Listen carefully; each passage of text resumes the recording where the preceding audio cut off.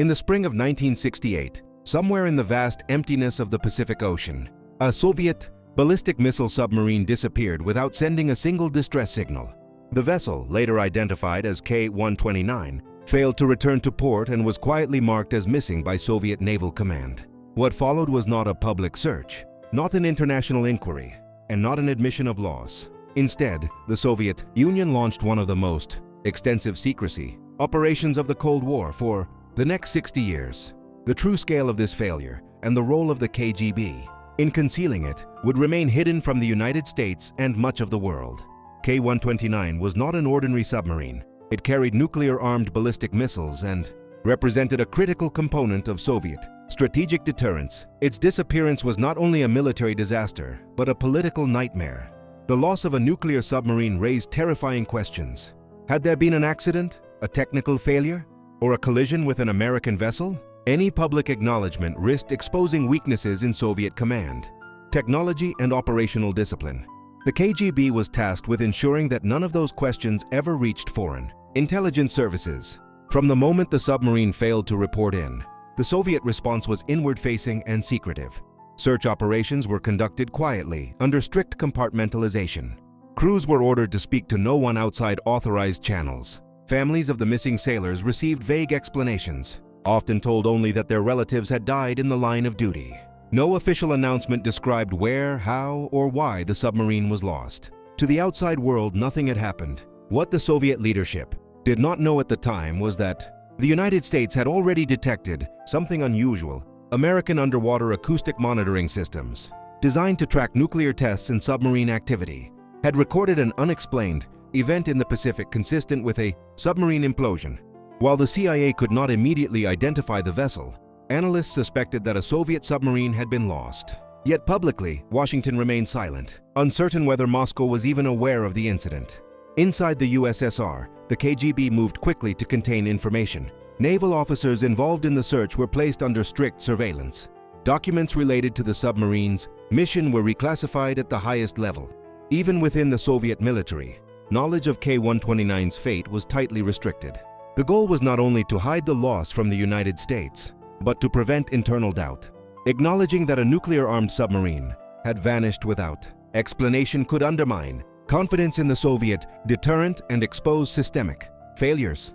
For years, the Soviet position remained unchanged. No submarine had been lost. No accident had occurred. Any Western speculation was dismissed as propaganda. This silence was so complete that even some senior officials in Allied Warsaw Pact states were unaware of what had happened. The KGB's information control was effective, at least on the surface. But the real danger was not what the Soviet Union admitted.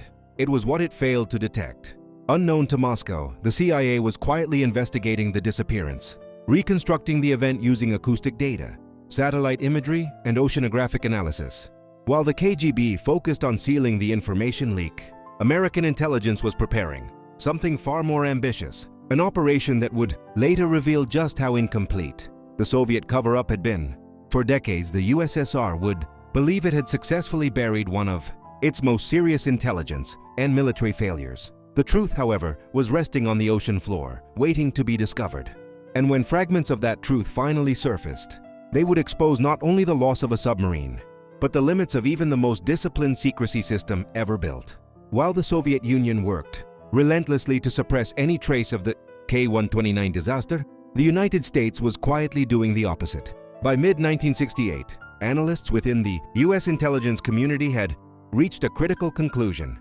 A Soviet ballistic missile submarine had been lost in the Pacific, and Moscow was attempting to conceal it entirely. This realization transformed the incident from a naval mystery into an intelligence opportunity of unprecedented scale. The CIA understood that if the wreck could be located, it might reveal Soviet nuclear technology, missile systems, and encryption materials that had never been exposed before. American investigators relied heavily on underwater acoustic data collected by the SOSUS network, a classified system designed to detect submarine activity across vast oceanic distances. By correlating unusual acoustic signatures with known Soviet patrol routes, analysts narrowed the likely location of the lost submarine to a remote area of the North Pacific. This process took months and required careful analysis. But by the end of 1968, the CIA possessed a rough map of where K-129 had likely gone down. What made this discovery extraordinary was that the Soviet Union appeared to have no idea how much the United States already knew. Inside Moscow, the KGB remained focused on damage control rather than detection. Its officers assumed that if the United States had any information at all, it would eventually confront the Soviet leadership diplomatically or through intelligence channels. When that did not happen, Soviet confidence grew. The absence of American accusations was interpreted as proof that the cover-up had succeeded. This assumption would prove to be one of the most consequential misjudgments of the Cold War. As years passed, the KGB continued to enforce silence. Survivors' families were discouraged from asking questions. Naval logs were altered or sealed indefinitely. References to K-129 were removed from open records. Even within classified military histories, the incident was described in vague, indirect terms. The KGB's success in suppressing internal discussion created an illusion of control. Yet this inward-looking secrecy blinded Soviet intelligence to external developments unfolding beyond their awareness. By the early 1970s, the CIA had progressed from analysis to planning, recovering a submarine from nearly 5 kilometers below the ocean. Surface was technically unprecedented, but the intelligence value was considered worth the risk. The operation was approved at the highest levels of the US government and disguised under an elaborate cover story. A massive deep-sea vessel was commissioned, officially presented as a commercial mining ship, designed to extract manganese nodules from the seabed. In reality, it was engineered to lift parts of a Soviet nuclear submarine without detection. Throughout this period, the KGB failed to identify the true purpose of the project. Soviet intelligence monitored American naval activity closely, but the scale and deception of the operation masked its intent. Reports mentioning a strange civilian ship operating in the Pacific were filed but not prioritized. The idea that the United States would attempt such an audacious recovery seemed implausible. From the Soviet perspective, the submarine was gone forever, lost to depth and time. This miscalculation allowed the CIA to proceed with one of the most complex covert operations ever attempted. The project, later known publicly as Project Azorian, advanced in total secrecy. Engineers, sailors, and intelligence officers worked under strict compartmentalization, mirroring the very methods the KGB had used for decades. Ironically, the CIA adopted the same principles of silence and denial that the Soviet Union had relied upon to hide the original failure. When the recovery vessel finally sailed to the target area in 1974, the KGB still had no clear understanding of what was about to happen.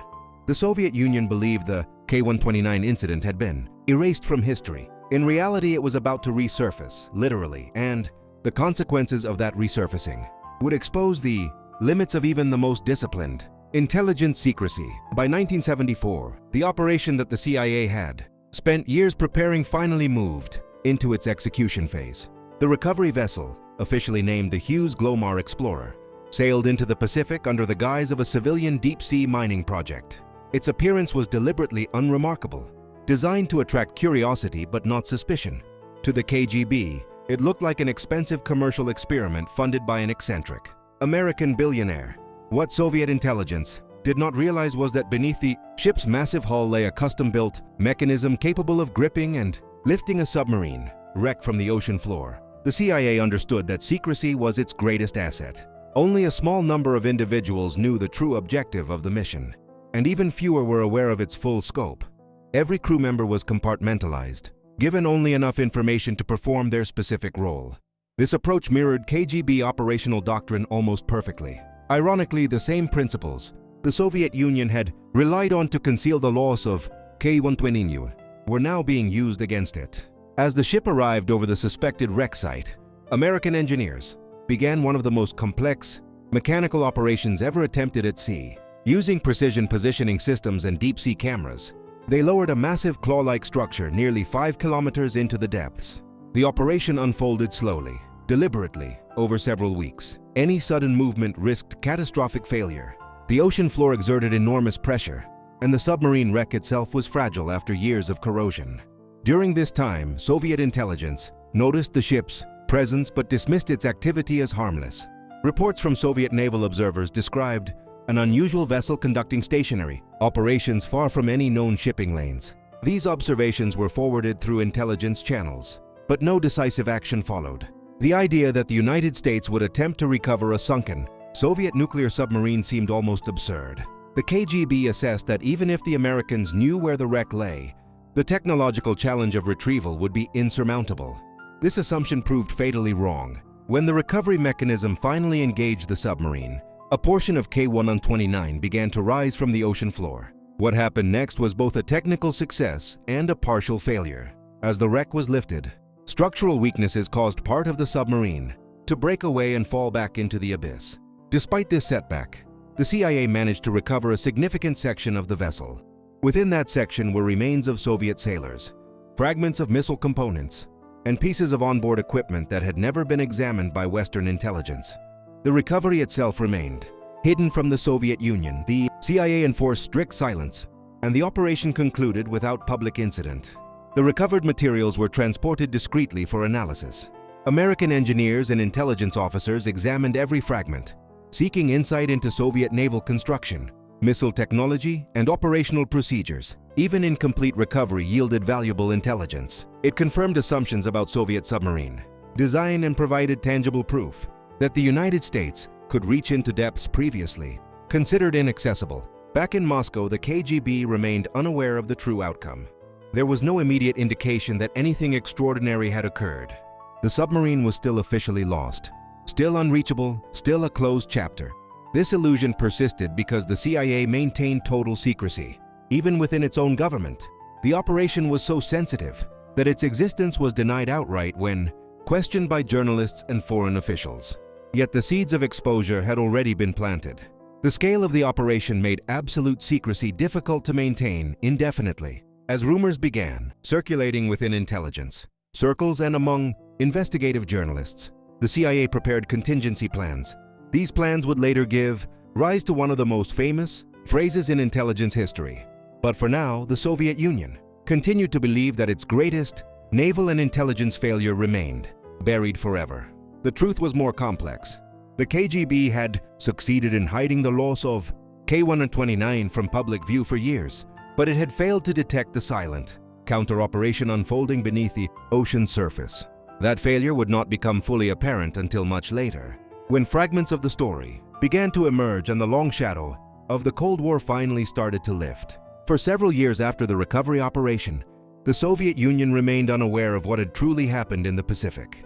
Inside the KGB, the loss of K-129 was still treated as a closed and deeply classified matter. The official narrative had not changed. The submarine had been lost under unknown circumstances, and nothing more could be learned. This belief shaped Soviet intelligence assessments throughout the 1970s. The assumption that the wreck was permanently unreachable created a dangerous blind spot, one that the CIA quietly exploited. The first cracks in the Soviet cover-up appeared not through intelligence channels, but through journalism. In 1975, rumors began circulating in the American press about a mysterious government operation involving a deep-sea vessel and a classified recovery mission. When reporters approached U.S. officials for comment, the CIA responded with a carefully crafted denial that would later become legendary. The agency stated that it could neither confirm nor deny the existence of such an operation. This phrase, later known as the Glomar response, was designed to shut down inquiry without revealing any facts. From the KGB's perspective, these rumors were confusing but inconclusive. Soviet analysts monitored Western media closely, but much of what appeared in newspapers seemed exaggerated or speculative. Without concrete evidence, the KGB dismissed the reports as disinformation or journalistic fantasy. The idea that the United States had secretly recovered part of a Soviet nuclear submarine still appeared too extraordinary to be true. Once again, disbelief worked in America's favor. Behind the scenes, however, the KGB did begin a quiet reassessment. Some officers questioned whether the United States might have learned more about K-129 than previously assumed. Internal reviews examined American naval activity in the Pacific during the early 1970s, but the findings were ambiguous. The CIA's use of a civilian cover and the absence of overt military involvement left little trace for Soviet analysts to follow. Even with hindsight, the intelligence picture remained incomplete. What troubled the KGB most was the realization that the silence surrounding K-129 might not have been mutual. For years, Soviet intelligence had interpreted American restraint as ignorance. Now it became possible that the opposite was true. The United States may have known far more than it ever admitted. This possibility forced the KGB to confront a painful conclusion.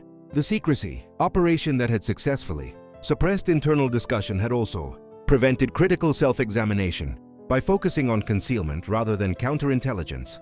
The Soviet Union had failed to detect one of the most audacious intelligence operations ever conducted against it. Despite these doubts, no official acknowledgement was made.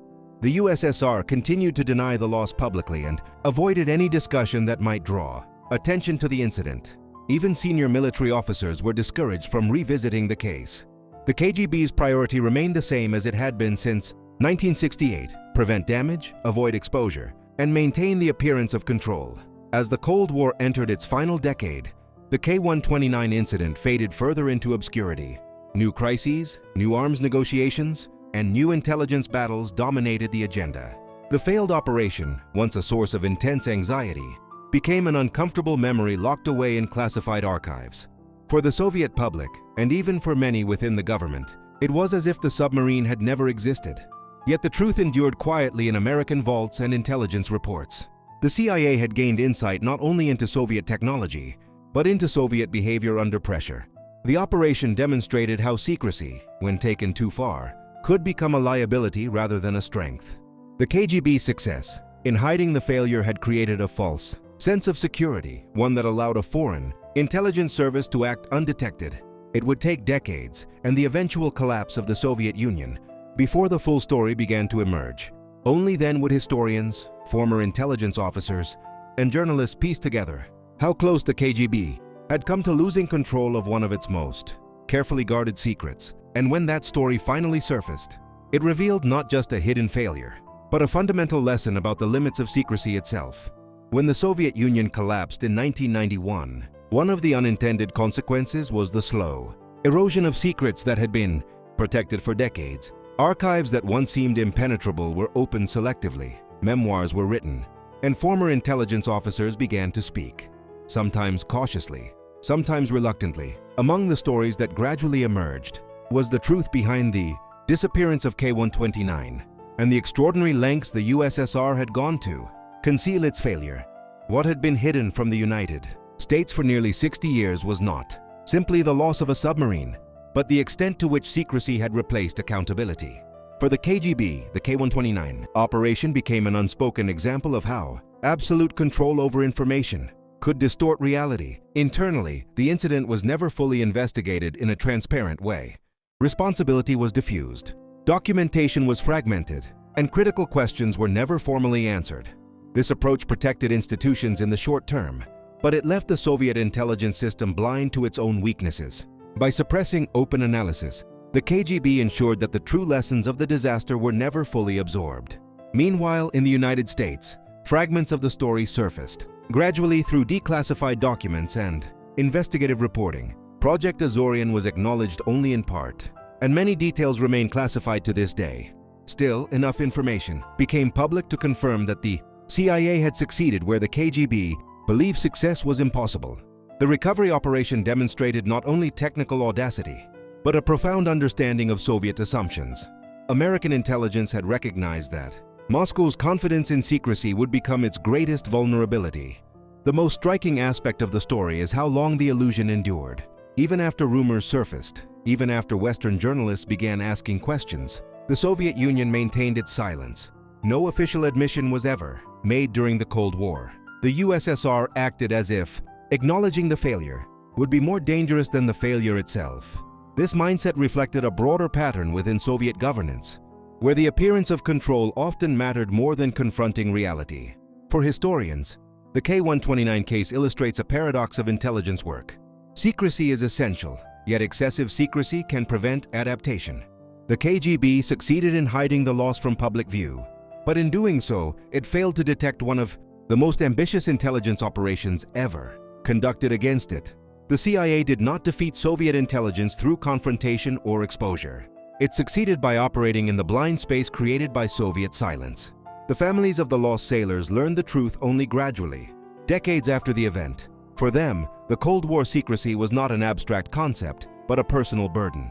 The absence of information, the lack of acknowledgement, and the delayed recognition of loss added a human cost to an already tragic event. This human dimension underscores what intelligence failures often obscure. Behind classified, files, and strategic calculations, are real lives shaped by decisions made in silence. 60 years after the disappearance of K-129, the story stands as a reminder of how close intelligence agencies come to believing their own narratives. The USSR believed it had erased a failure from history. In reality, it had only postponed its revelation. The truth survived in fragments, on the ocean floor, in classified reports, and in the memories of those involved, waiting for a moment when it could no longer be contained. In the end, the hidden failure was not the loss of a submarine, nor even the partial recovery by a foreign power. The deeper failure was institutional. By prioritizing secrecy over understanding, the Soviet intelligence system limited its ability to learn, adapt, and protect itself from future threats.